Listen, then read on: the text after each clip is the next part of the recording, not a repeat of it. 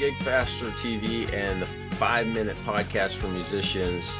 If you're listening on Apple Podcasts or Google Play or Spotify, today's episode 45, and it's a short and sweet one with some really good information. The secret to getting anything you want. Right after this. Okay, the secret to getting anything you want. Like that's enough to get me to pay attention. Like, okay, I want to know what the secret is. And it's something that it's not a secret. I say it all the time, but most people just don't listen. I mean, it's how people get anything they want. I mean, anything. Wouldn't it be great if you'd be able to like just get anything your heart desires?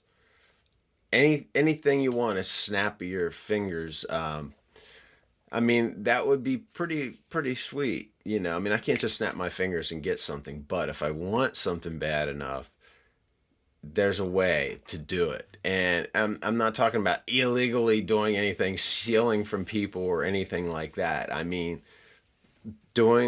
just being able to get what you want. The best salespeople, the people who get and get what they want, they do this. So, I mean, have you ever seen somebody, it just seems to like everything falls in their lap. They get whatever their heart desires. You know, it's just like, man, that guy is so lucky. Or is he? You know, is he? You know? My father was like that. He was a terrible father, but I mean, if he would have been in sales, which he should have been, he would have killed it because he knew how to get what he wanted.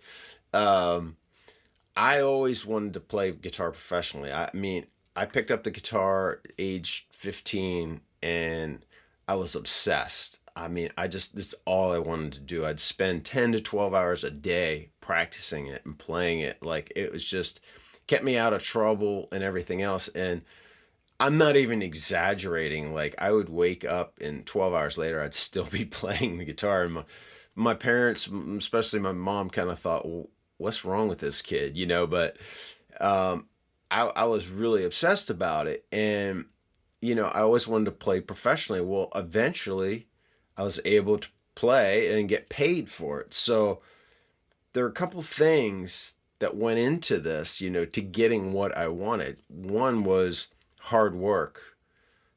Yeah, there was hard work in there. And it wasn't just putting the time in. I think a lot of people look at time as the biggest factor because there's like that 10,000 hours to becoming you know, a master of something. Well, that's not exactly true because I know people who have worked 10,000 hours at their job and they're still terrible at it. You have to put in focus time. Like when you're like, for example, for guitar, for me, it's like, it wasn't just playing the guitar, you know, just mindlessly playing the guitar. I mean, that would build up some technical skill probably, but it was like actually being focused on improving certain things. And it was that focus practice that gets you to become a master of something. So number one, if you want to get what you want, you need to be able, you need to commit to putting in hard work. I mean, putting in the time, being persistent, smart work, focused work. That's the number one thing. You need to put the time in. I mean, that's a given, right?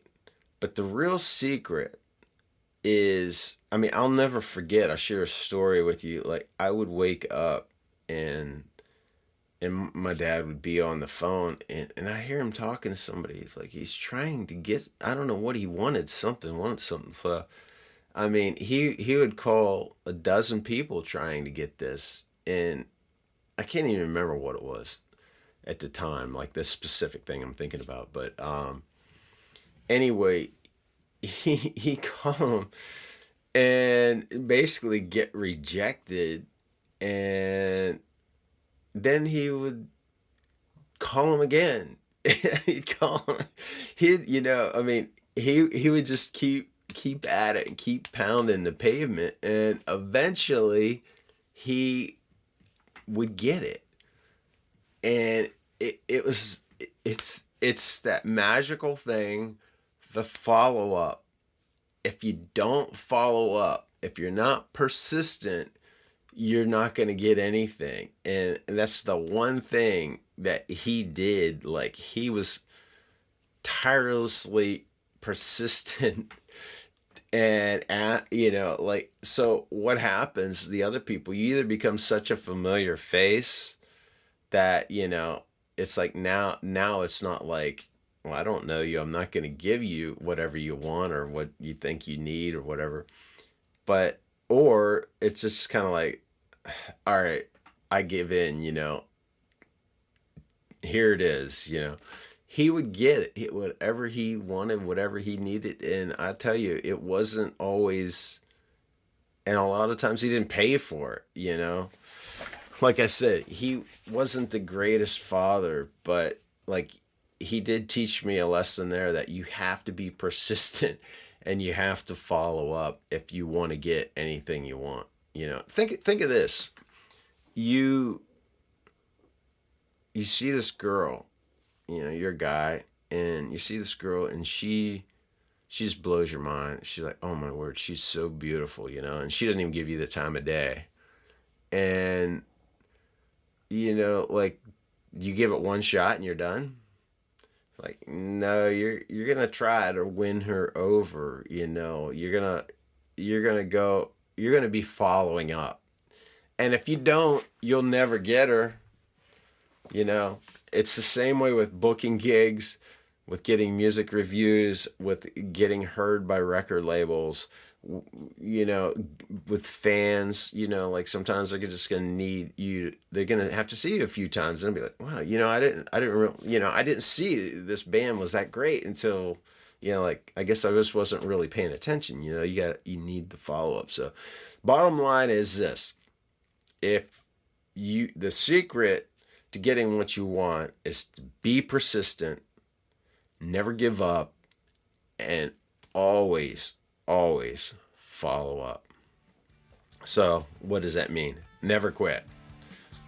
Hey, GigFaster, if you need places to submit your music to for venues, if you're looking to book gigs, you're looking to get music reviews and submit to music blogs and reviewers, get reviews so you get some momentum for your music, and be able to push to like more like the bigger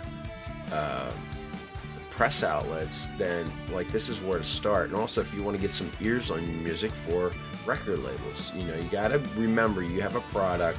You have to be constantly refining that product to be the best thing it can be. And when you submit these people and get the feedback, you need to make sure that you're listening to it and you're following up. So we have a built-in network of over 6,000 venues, music blogs, and record labels. I mean, honestly, we have probably 15,000. But if you go to GigFaster and you're using it, you'll notice that number's around 7,000. That's because we only have good information in there. Like, we keep it lean and mean, and we update it every day. So if you haven't watched the episode on music CRM, which is basically what GigFaster is, a big music CRM, then you can go back to the last episode or episode before that and check it out.